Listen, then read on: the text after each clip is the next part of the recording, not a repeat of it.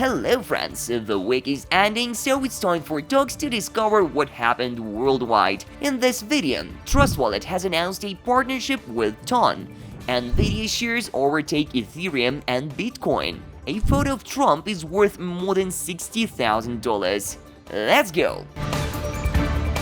The SEC has charged the founder of Decentralized Social with fraud and unregistered sales related to the BitCloud platform. Al-Naji raised over $257 million from investors to develop the project. Ultimately, he spent more than $7 million on personal expenses. The SEC intends to prosecute him for fraud.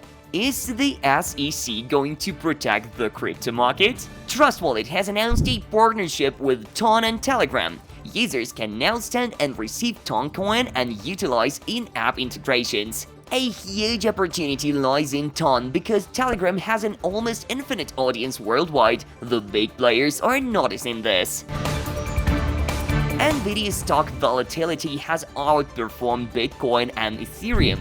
Many consider Nvidia stock to be the most important asset this year as the company is actively developing technology for the AI sphere. One last thing, after the conference, Trump raised $21 million.